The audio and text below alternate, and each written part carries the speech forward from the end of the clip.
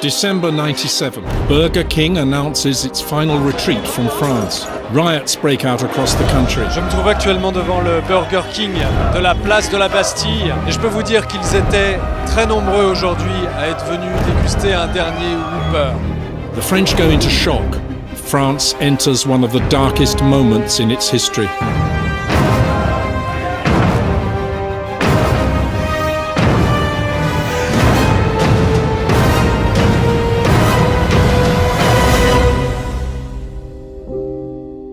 Il faut bien comprendre que le départ de Burger King est vécu comme une tragédie pour toute cette génération. On est typiquement dans un cas de syndrome générationnel d'abandon.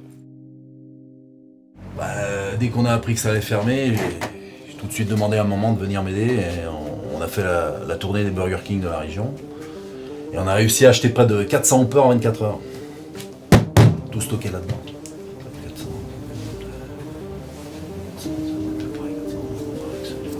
Bon, ça m'a permis de tenir 10 ans. À raison d'un Whopper par semaine, plus quelques extras pour les anniversaires, trucs comme ça. Le dernier, j'ai dû le manger en mars 2007, un truc comme ça. Ouais, mars 2007. Après, ça a été dur. Chacun a géré cette faille comme il a pu.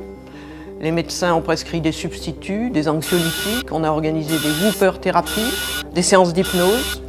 Mais malgré tous nos efforts, beaucoup ont été incapables de retrouver leur équilibre et ont fini par s'exiler à Londres. In 5 years, 200,000 French citizens moved to the UK. British authorities take the issue extremely seriously and threaten to seal the tunnel. C'est mes parents, parce que ils se sont rencontrés dans un Burger King à Londres. Et du coup, quand je suis née, 2 ans après, ils m'ont appelée Whopper. C'est un peu dur de s'appeler Whopper parce que les enfants ils sont un peu bébêtes, alors du coup on se moquait un peu de moi et les garçons ils disaient qu'ils voulaient me croquer ou à la cantine « Hey Whopper, viens dans mon assiette ». Ah oui, une fois ici on m'a dit, en soirée on m'a dit « Hey, tu viens pas avec ton cornet de frites » ou un truc comme ça. Moi j'aime bien m'appeler Whopper. The population goes into withdrawal. A Whopper black market develops. Pourquoi j'ai commencé à vendre des Whoppers ? Parce qu'il y avait tellement de demandes. Et il y avait tellement d'oseille à se faire gars que j'ai arrêté le touchy direct et fallait se concentrer sur le deal de Whoop. Il y avait de la demande, il y avait de l'oseille, de dingue. Et les mecs, comment on les appelait, les Whopper addicts, tu sais quoi, ils commençaient à se taper n'importe où, tac. Stalingrad, Gare du Nord, il y en avait partout, c'était le bordel. C'est l'erreur qu'ils ont fait, gars. En fermant les Burger King. Ils ont ouvert les portes de l'enfer. C'est un truc de malade. C'est ça que tu sais pas, gars. J'ai passé 15 ans de ma vie à tenter de démanteler ces foutus réseaux. Entre la British Connection, les Whoppers sadiques, les labos clandestins, les contrefaçons de Whoppers, vous pouvez rien faire. Au mieux, limiter la casse. Pourquoi j'ai arrêté de quoi ? Vendre des Whoppers ? Les mecs, ils commençaient à faire n'importe quoi. Ils commençaient à couper les Whoppers avec du pain complet. Et là, tu sais quoi, ça n'a pas plu au Condé. Ils ont commencé à se mettre sur nos reins.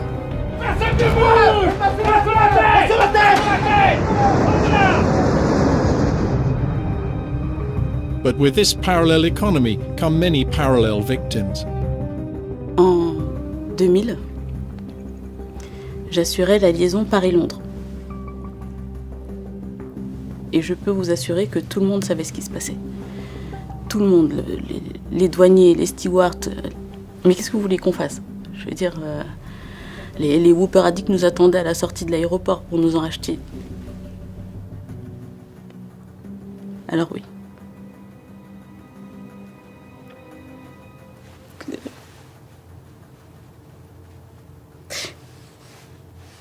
J'en ai ramené quelques-uns. Pour arrondir les fins de mois.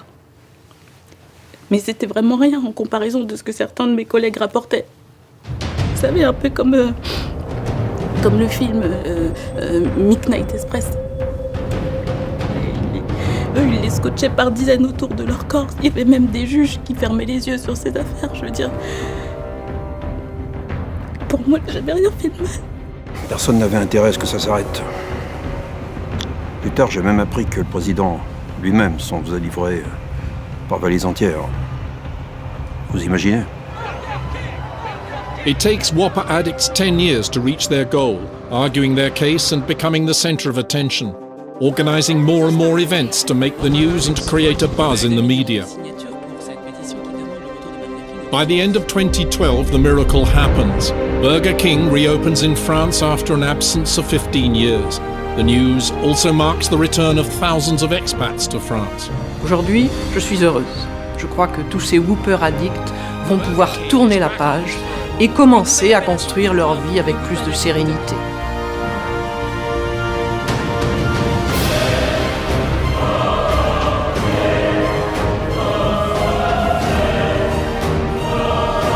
Il était en mode déter, on avait le terrain, le terre-terre.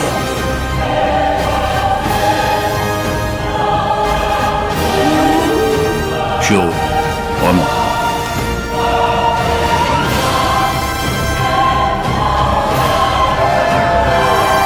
Vive Burger King, vive les Whoppers, vive la France!